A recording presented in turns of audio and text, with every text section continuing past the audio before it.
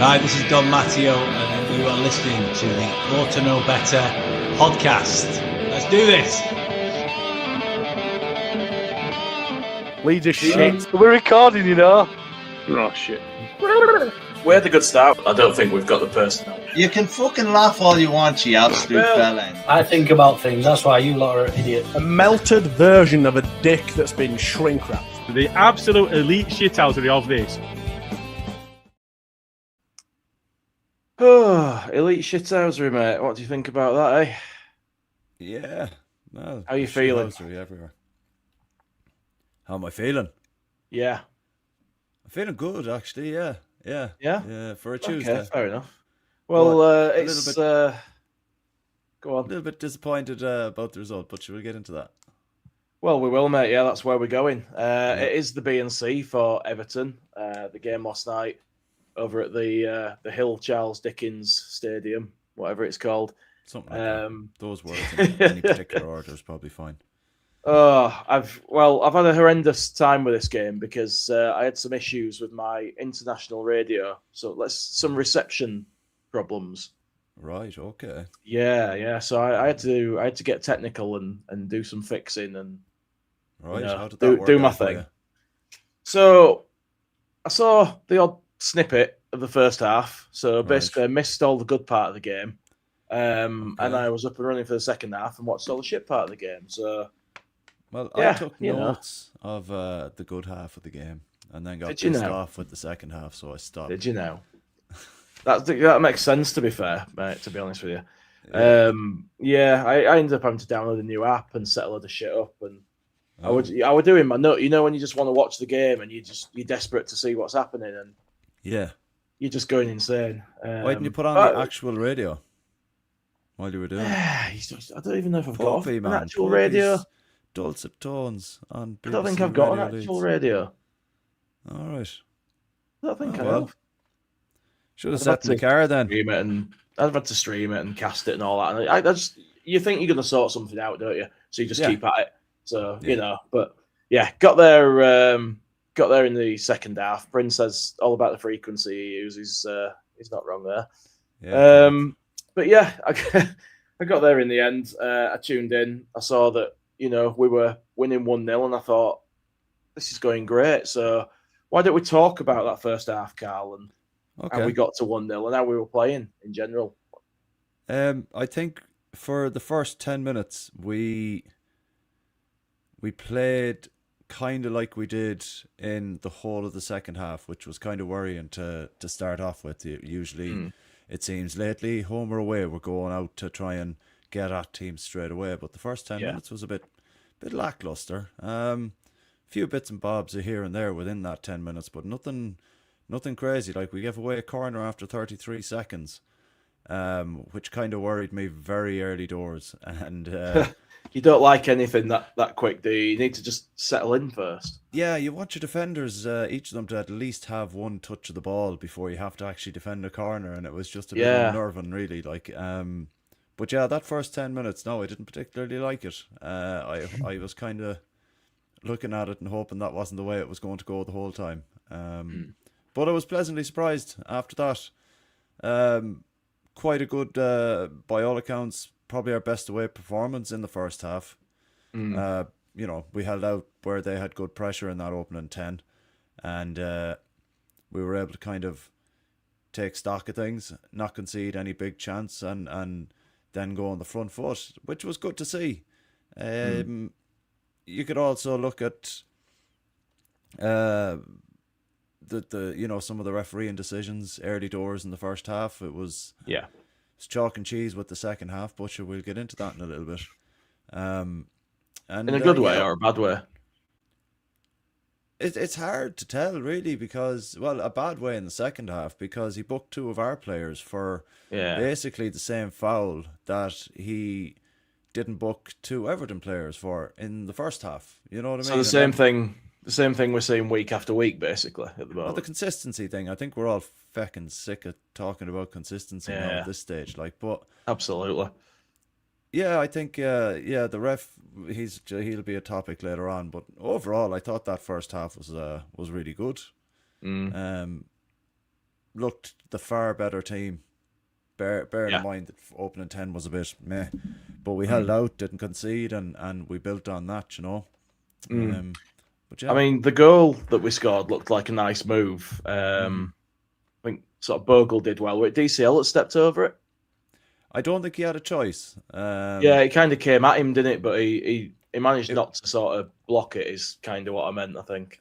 Yeah, it looked like it was kind of a bit too behind him to be getting a foot on it, and I think without doing it himself, he had no choice, because I think he might have got a bit of a clip from the defender coming in behind him to actually leave it. And then I thought Brendy was going to try and do something magical, but he took the correct option and let it roll for Justin James.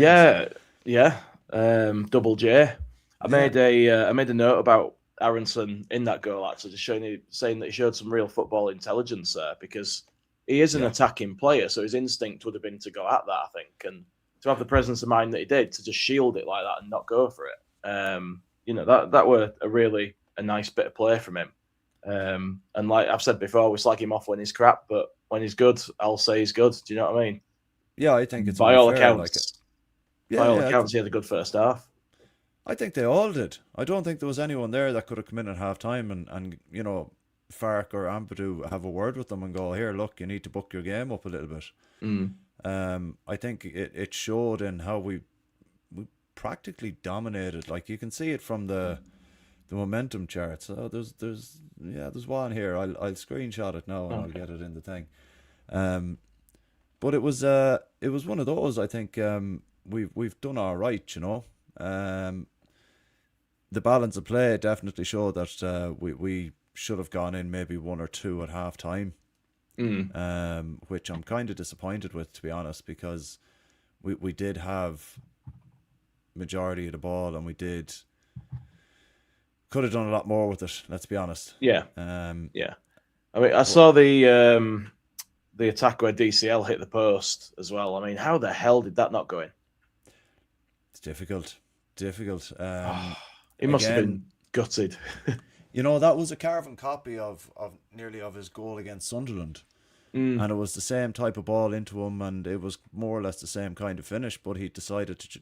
I don't know whether it was inaccuracy or what, but I think he had a lot more room at his near post than he gave himself credit for when he struck the ball, perhaps. But yeah, maybe, yeah. Look, a lot's been made of his goal contribution being right down the middle, so it's... it would have made a small bit of a blip in his pattern there if he did actually get it. So maybe wait till Saturday. That's true, yeah. That's true. I mean, we don't want to get too ambitious, do we? Nah, Jesus, no. But yeah, I overall I was very happy with it, to be fair. We have Smarty in the comments here getting fairly smart. He reckons I'm due a haircut. You don't say. Hey, it's been a long winter, man. I've appreciated all this hair. You know that, like. I've no opinion on that, Karl. I've no opinion. I'm not getting into that one. I know what you mean, man. But look, it is what it is. I enjoyed the warmth of a warm cranium for a long winter. You like the warmth of a bush around your head and face. Let's not get into that chat, Jay. Jesus Christ, it's a family show, man. It's after 8:30. It's fine. Nearly the watershed. Yeah, it's near enough, mate. We've not been cancelled words yet either, like, so we're still safe enough. And you know, Smarty likes to throw the odd C-bomb out now and then tells the rest of us off if we do it. Yeah, but he, like, to be fair to him, he generally drops it in right about, the time where YouTube moderators won't be looking at it going, yeah, they've said something horrid there. He usually says after about like 2 minutes with us. Yeah, but about 40 minutes he gets in an old C-bomb here and there, does Marty, like. So, now and again. Yeah. There was a comment here that I was just going to pull up before we get to the second half. It's just Skip saying, I worry that all these draws may come back and hurt us at the end of the season. I'm just going to say, like, worry if we're not getting draws from away games for me.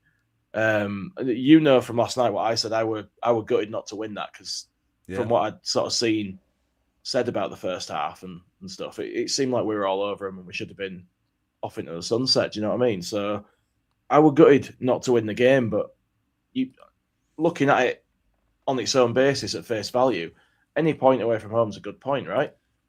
Oh, I absolutely agree with that. But the other side of the coin is I understand what Skip was saying about the draws coming back to haunt us, but so do I. Yeah, but 38 draws, 38 points. I'd rather be drawing than losing. Yeah, it's you want a point a game, don't you? And you want to stay above that average if as much as you can. And I think we're offsetting that with the wins in between the draws, which is all right. We are. And I'm still very confident of staying above West Ham and Forest, if I'm being honest. Especially after how we played in that first half. Jesus, like, you know what I mean? It was if we can do that at home against most teams won't want to come to Ellen Road. Not a chance, like. Yeah, no, that's true. It's an intimidating place for these teams. At the look moment, at the good sides that we've made look crap.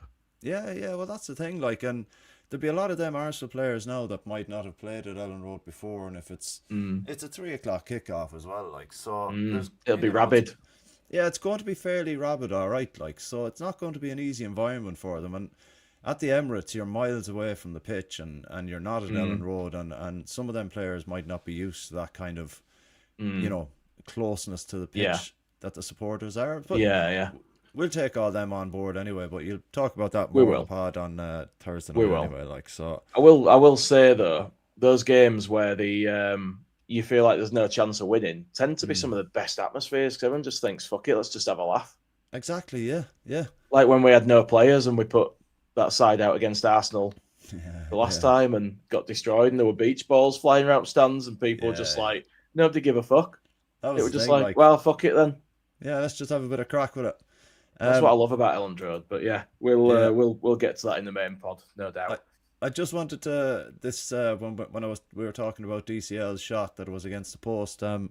Steve Brown makes another good one here. DCL got a toe poke on an earlier chance as well that Pickford managed to get a hand away at. Yeah, there was that one. Yeah, he was put straight through on goal, and he was very unlucky. Like, he did get the touch on it, and if he wasn't as close to Pickford with the touch, I imagine it would have caused more damage to Everton than they got away with, you know what I mean? But that's a great shout there, Steve Brown. Fair enough. So into the second half, then I were up and running for this, thinking, right, let's go, let's have a couple of goals, Leeds, and it was just diabolical as a spectacle to watch. You didn't enjoy it, Jay, no? I didn't enjoy it, mate. You know me. I like to see some action. I don't want to just see backs to the wall shit. But I will say, we defended very well.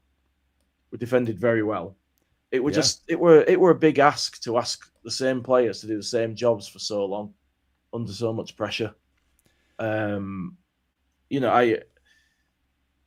understand why we would play defensively sometimes, and I think Farke probably. I was thinking to myself, is he thinking kind of just keep this as it is, keep frustrating them, even if they do get level, whatever, bring fresh legs on really late and then proper go at it in the last 10 minutes. They'll have nothing about them.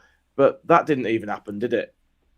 Well, no, not really. And especially when you look at the momentum graph, I'm going to try and be a bit technical here. So that's not the one I want. That one there. And it still doesn't work. Don't ever change, Karl. So anyway, as you can see from the graph up here, the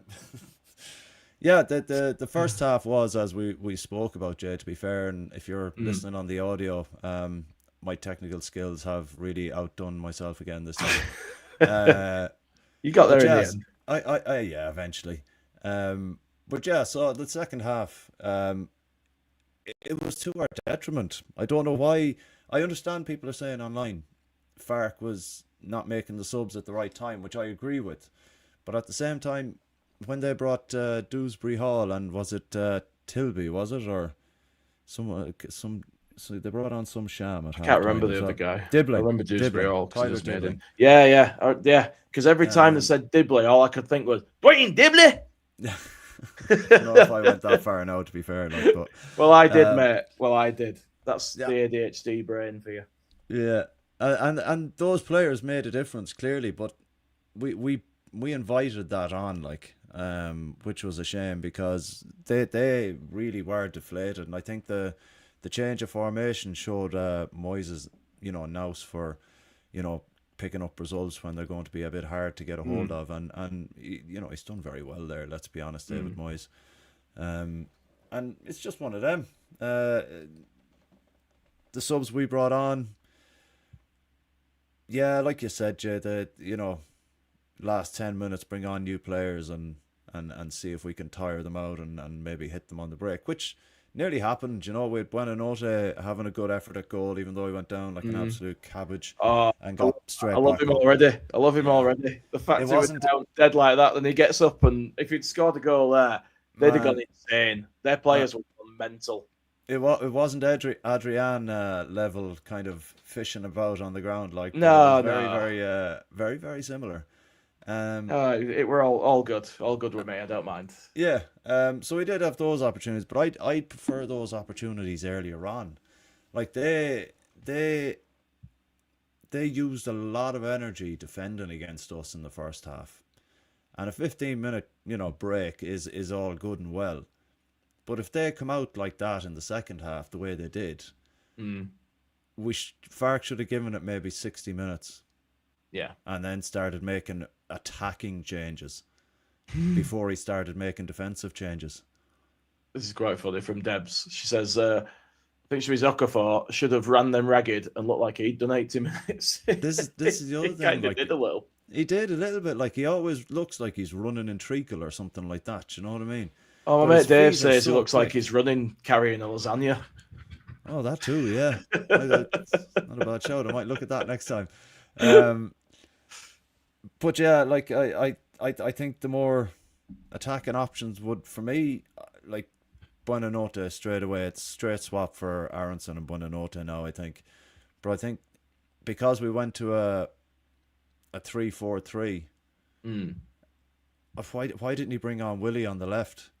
Willie cutting in on his right is one of the most lethal things that we have. Like, I know I bang on about Willie, and I know whatever the case may be, but he's one of those players that comes on. Like we saw it last season against, was it Cardiff, where he came on and within about 5 minutes he'd pick the ball up just outside on the right-hand side. Yeah. He'd come in and he absolutely leathered it with his left foot. Yeah. And we're expecting him to do it with his right, cutting in. Yeah. And I think sometimes he's got that ability. Yeah. I think sometimes those types of games, like you were saying, maybe the last 10-15 minutes, crying out for someone like that. Imagine him and Buonanotte on the same kind of on the same pitch, just that'd be knocking nice. it about. I think they'd be a good combination there as well, and that's not to say Brendan isn't a good shout, like, but absolutely, if we're looking for something a little different, I think something like that could probably be done a little earlier, perhaps. I think in a game like that as well, where it's kind of like, once they'd scored and we eventually got some subs on and stuff, you kind of want a kind of shoot on sight policy, don't you, for the last sort of 5 minutes or so? Just if you get a chance, go for it, sort of thing. And Nonto's the kind of player you want in that situation, because he will take shots and he can shoot from sort of the edge of the box, and he doesn't have to be close in to score a goal. So I think he could have made a real difference there. And I think a lot of Farke's decisions last night were strange. He's got so much so right recently, so it were really disconcerting watching the game where, for me, I thought he got so much wrong. Yeah, I don't think he got it so much wrong. Like we still came away with a point, so he's done something. That's true. Right, you know what I mean? I think we're all just a little bit disappointed, and rightly so, because of how the first half went, and we could have, like, we hit the post. Dominic Calvert-Lewin had a good chance, like you mentioned there, but Pickford got a hand on it. We could have been 3-0 up. All pickers. But it's all those, because they're the fine margins. And they're not things, like we always said under Bielsa as well, those kind of things aren't anything a manager can impact from the side of the pitch. In the sense that Calvert-Lewin hitting the post, well, you can't do anything about that, you know what I mean? And they're the kind of fine margins. Like, I like what Matt said here. Matt Leeds, all the way over in bleeding Australia. In the second half, whenever Aronson tried to attack, he had no passing options with him. Where is the rest of the midfield, especially Tanaka, who should have the legs? The first half of that I completely agree with. But the second half, I think Tanaka was brought on to do a different job than be getting forward at that time, because I think he was doing an Ampadu job in front of the defence. To be fair, like, he came on at the exact point we were playing like that anyway. So if he's not getting forward, like we saw then, once Okafor came on, once Buenanote came on, we saw those players then getting forward. Yeah. But Gruev's legs had gone. You could see it in the amount of ground he'd covered. We ask an awful lot of Aronson, even though, you know, he should do it anyway, but we do ask a lot of him when he's closing down all that space and everything like that. So yeah, I think it's more disappointment at not picking up 3 points than anything else. I can't really criticize Fark at the minute, because, you know, he's look at what he's done. Like, you know what I mean? He's I mean, like, we've done all right, haven't we? Yeah, he's got 6 wins as Leeds manager in the Premier League, and it took him 2 seasons to get 6 wins with Norwich. Yeah, you know, I know exactly. So I'd like small. If we win the next game, our one drawn loss will be 7-8-9, which is kind of satisfying. Our one draw loss would be 7-8-9. Yeah, in the table. Yeah, you know what it shows you how many you've won, how many you've drawn, how many you've lost. Oh right, okay, that's 7-8-9 on the live score table. Right. Okay, yeah, it's just one of them weird things that my brain likes, you know. I totally forgot what I was going to say. Fucking hell, killing myself. But back to the second half, because I was going to say, it was hard to watch, wasn't it, at times, because it were like Dunkirk. Do you know what I mean? They were just under bombardment. They hit the bar after they scored. We had that save that Darlow made from, was it Barry that he saved from, or was it Barry that scored? It was, yeah. Barry got the ball on the outside of the boot. Nice that was effort. A great save. Nice effort, chap. Yeah, I really liked that. Very good save, yeah. He did okay as well, didn't he, Darlow? To say he was under so much pressure there, he had a good game. Did he? Was he under that much pressure? In that second half, there was a fair bit going on. One notable save to make. I don't think there was very much else. Oh, fuck him then. Should have done better. Fuck him. I'm not saying it like that, you prick. I'm saying it like you can have a solid game and do bugger all because you make 2 or 3 saves that are potentially point-winning saves. Oh, Harry Gray, first goal. First goal. Nice. Bring him back. Yeah, to say that you could still say he had a good game because he pulled off maybe 2 good saves. You know what I mean? Where he had very little else to do. Yeah, like there was not a fat lot for him to do. Caught the ball when called upon, he did well. Yeah, it distributed it well. No. I don't think we had any heart and mouth moments like we did with the header against Bleeding. Who was that against Fulham?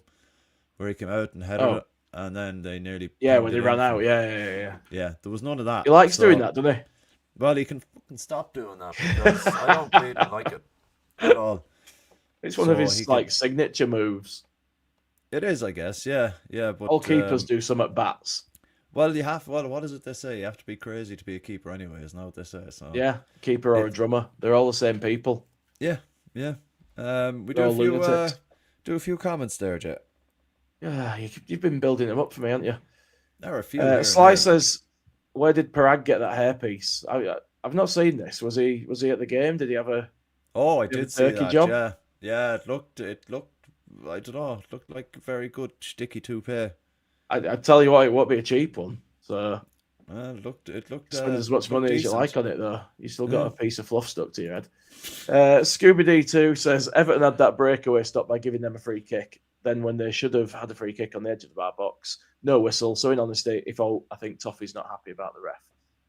We've had a few games like that, though, haven't we? Where like neither side has been happy with the ref because they've just been a shit ref. Yeah, well, there in the second half, like I was saying, he booked Stack and Gruev for 2 fouls that he didn't book 2 Everton players for the same fouls. Yeah. Again, it's just consistency. I hate that shit. Yeah, it's a load of shit, man. I can't. It's you get wound up by it and you get mad, and if it costs you a game, you're even more angry. But exactly, it's more frustrating when you've drawn a game where he's done more for the home side than he has for both sides equally. There was just some strange decisions, like very strange. But anyway, yeah, absolutely.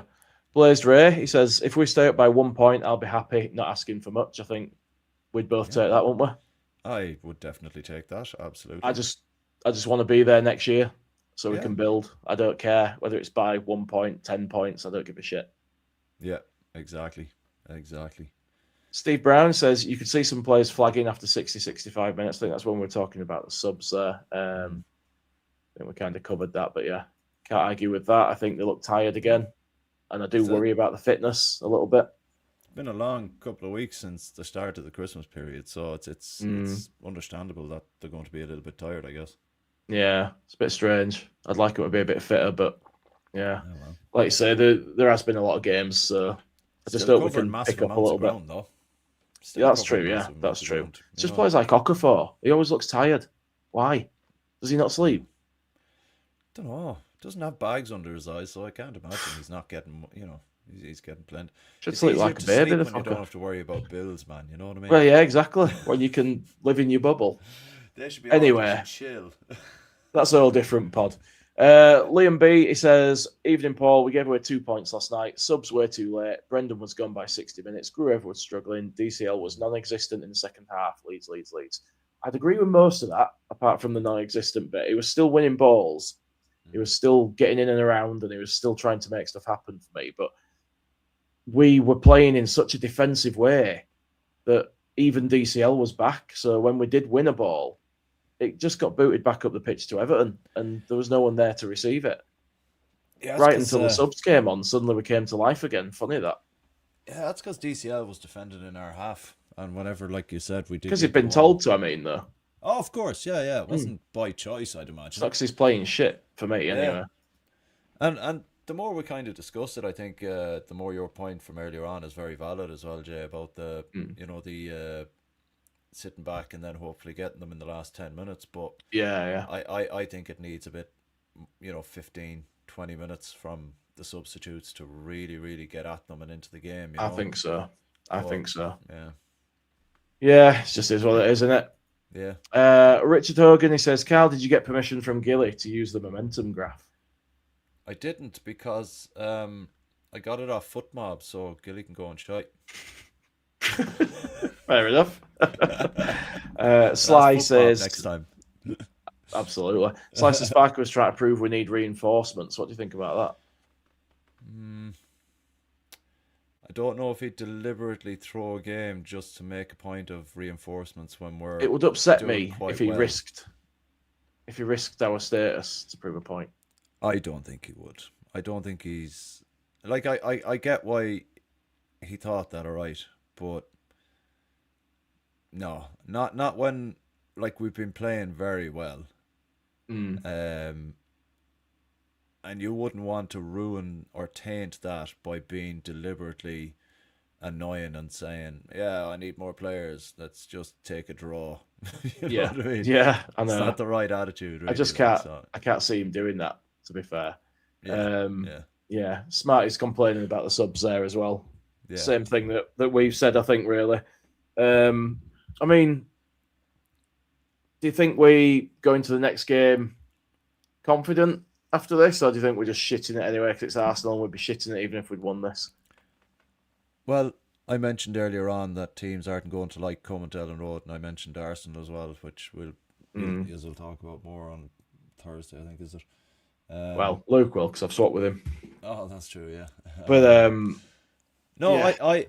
I genuinely, I'd be going into Saturday's game. Obviously, a bit of blind hope, because you have to have that little bit of, blind hope to be able to go to games like this sometimes, because it can go the way it went down at I was going to say Highbury, the Emirates, very, very lively. Old school. Yeah, but no, I'm fairly confident going into it. Not confident enough to say that we could beat them, but definitely confident enough to disrupt them and maybe get something from the game. Yeah. Ideally, I'd love it to be a win, because that would then potentially that'd be amazing. Man, that'd be the third time then that we've upset Arsenal's title charge. I'd love that. Yeah, we did it with Hasselbank at Ellen Road when he got that goal at the back stick from was it an Ian Hart cross, and then the Harry Kewell, who that clown, and Viduka down at Arsenal. We ruined it for them that time, but we stayed up. So we could be whenever Arsenal go on a title charge, Jesus, we could be their bogey team. You know what I mean? So, hey, that'd be fine for me. Oh, I'd take that, mate. Do you think anything out of the Everton game tactically? Do you think he's going to play the same formation going forward, or do you think that kind of might have threw him a bit when Moyes changed to match him and he couldn't get around it? I think he did kind of get around Moyes, but it was the last 8-10 minutes when he brought the subs on quite late. Again, trying for the big finish. Yeah, and he changed formation to 3-4-3 as opposed to the 5-3-2. So he did and we did look like we were getting back on top whenever he did do that. So maybe because we've got quite good at the way we structure in a 5-3-2, that going like 3-4-3 then is just a natural progression. Yeah. But you're bringing on wingers then and replacing replacing fullbacks because you're still going with the three at the back. Yeah. But I think it did count. It did knock them off their stride. Like you can see it in the. I'm going to do it again because I'm getting good at this. Because you've got the power now. Yeah, so you could see here, like on this end part, right? That's when the subs came on. That's when we started to get back into it, and the formation changed. And once we changed that formation, Everton started to struggle against us again as well. So do you know what the daftest part was, Karl? When the subs came on and that happened, it just made me angrier. Why? Because he should have done it Because earlier. why didn't we do it 10 minutes ago? It just made me angry. I was sat there going, this is what we wanted. This is what we needed. Yeah. Why did you not do this? Yeah, I know. I get you, man. It's it is annoying. Like when you look at it then, and the proof is there in the momentum graph that we started to edge it again once the subs were made, and the formation was kind of changed to throw them off because they were trying to counter our 3-5-2. Yeah. So I think Fark's variability to play maybe 2, even 3 different formations now. We've got a 3-4-3 after last night. We've got a 5-3-2, and we've got a 4-3-3. So we technically have 3 formations we can play with the players at our disposal now. So it it's probably a good thing that he's been forced into figuring out a 5-3-2 or a 3-5-2 or whatever way you want to do it. Like, but it's never a disadvantage, is it, to have different systems you can use? No, not at all. I don't think so. Anyway, it's just using the correct players when you want to change the system up. That's the important part. So if you're, again, last night, I thought Willie would have been a better option on the left than Okafor, because we know Willie can cut in on his right and he can finish very, very well on his right. Case in point, that goal against Scum the season we went down, like, was a couple of seconds into the game, and he literally cut in from the right. He's great. I like Willie a lot as a player, not actual Willie. Yeah, before that gets clipped. Yeah, clip that last part there. Yeah, Jay likes Willie. Like my own.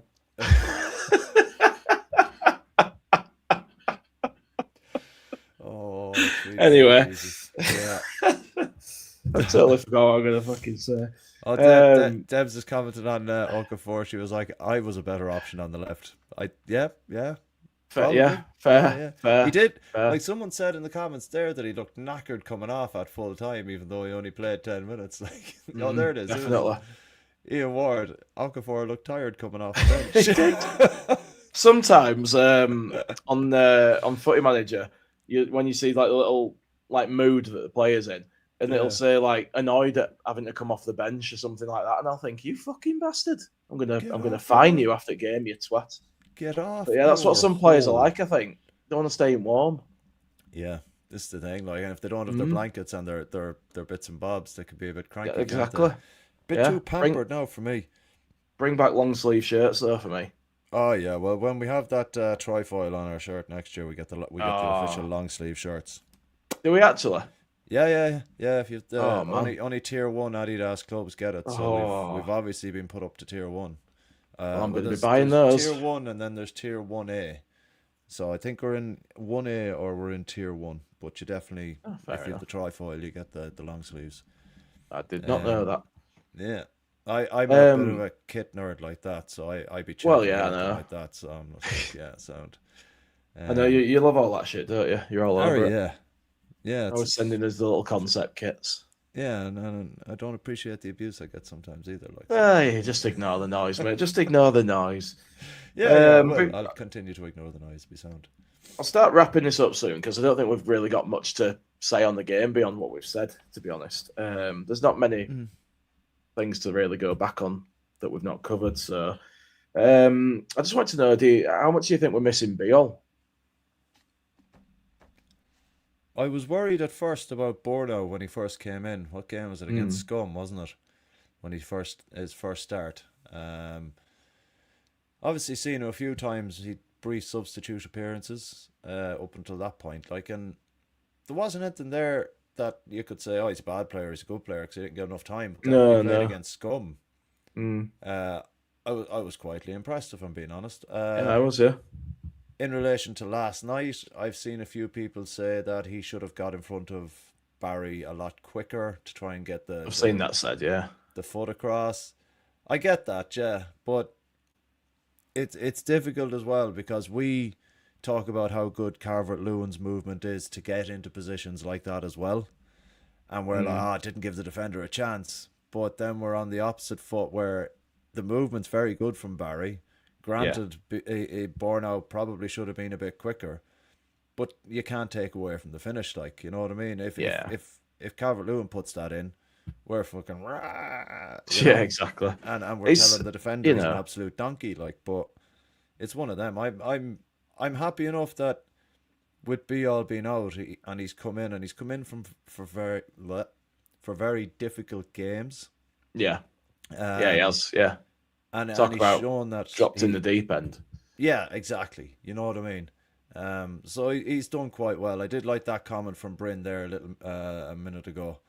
Oh yeah, the one about the block. Yeah, he did a good block off a Barry shot 5 minutes before that, and he read that very well because Strike got turned and Barry came in on the inside. What a shock! Strike turned.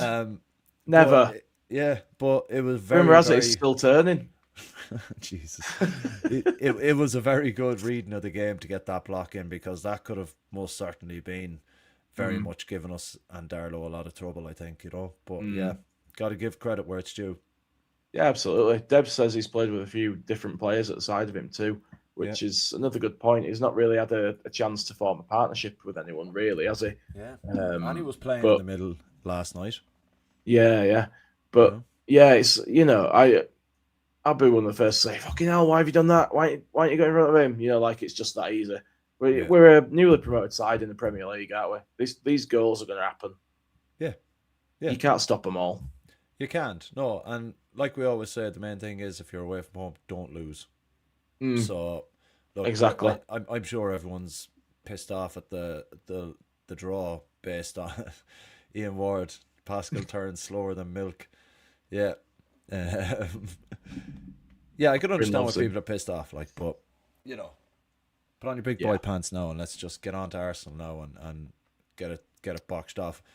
Yeah, Bren's put a comment in here that you've starred.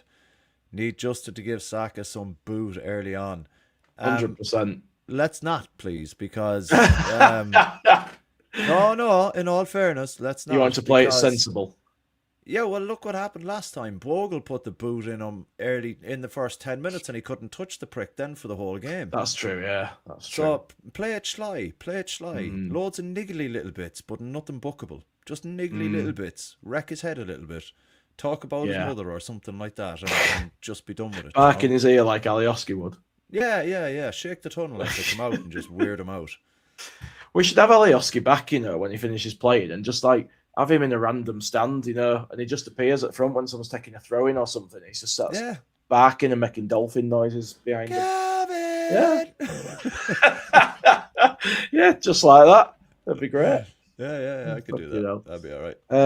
I'm going to fire through last comments, then we'll wrap it up and all right, man. Let people have their evenings back. Paul Brennan, he says, the 49ers need another couple of bodies in. They can't faff about like in the past, or it could bite them in the backside. I don't think we're going to get a couple of bodies. I think we'll get one if we're very lucky. Well, we've already got Orta. There's talk of one more. Larson. Yeah. Yeah, I'm not sure on that one. See, the thing is as well, the rumours have been very, very quiet, bar Strand Larson. But yeah, they always are though, aren't they? Yeah, but Orta came out of nowhere. Yeah, it's almost like anyone that we link to, we don't get. Yeah. And then somebody else comes. Well, it was the same during the summer. Stack, we didn't even know we were after him, and next thing you know, we're announcing a player. That's it. So, but we're going to main pod territory here, so... Yeah. Sorry. Matt Leeds, he says, people have been overreacting that this is the first time in a while he got the subs wrong. I think he gets them wrong occasionally, but he's been mostly on it. To be fair, recently. He's been making them just after 60 minutes recently. Like against Fulham, he brought 2 or 3 players on around the 62 to 65 minute mark, didn't he? Yeah, he did, yeah. So you got swings and roundabouts, you know what I mean? Yeah. In Ward, he says, if we fuck up this JSL move and fail to get anyone in, it's going to be interesting. I think that we will, by and large, get the same results from here on in, regardless of whether another player comes or not, if I'm completely honest. Yeah. I think the way of playing is settled, the tactics are settled. You might get a few more points if you get somebody who's got that bit of spark to do some individual brilliance, but I think that's what one and not is there to do. So, do you think are people thinking like Ian? And I'm not picking on Ian. It's just because he's met the comment. Yeah, you are. I'm not Ian. Don't worry about it, man. Do you think are people thinking like that because we're still terrified that if Calvert-Lewin gets injured, we're FUBAR? Do you think is that the reason behind it? Then I think that's a big part of it. Yeah, then actually needing the player. Who else is going to play his role? We'd have to ask somebody else to do it who we know wouldn't be that adept at doing it. So I think that's a big part of it. I think people are very worried about that. We've spoke about that a few times on here, to be fair. We have, yeah. But at the moment, touch wood, it's all going well for DCL, man. That's the one we already had from Bryn. So this is a follow-up to Bryn's one about giving Saka some boot, I think. Otherwise, he's at strike, and that's shit scary.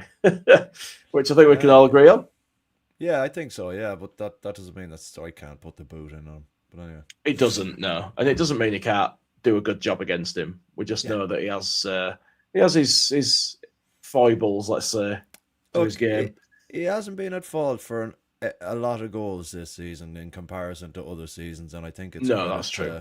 That's true. We defend as a unit at the back, and him and Rodon have got a good understanding, and now B all coming in as well. I think the three of them are fairly on it now, and if there is a goal conceded, it's hard to blame Strike all the time. I know people try and find the reasons to blame him, but sometimes you can't.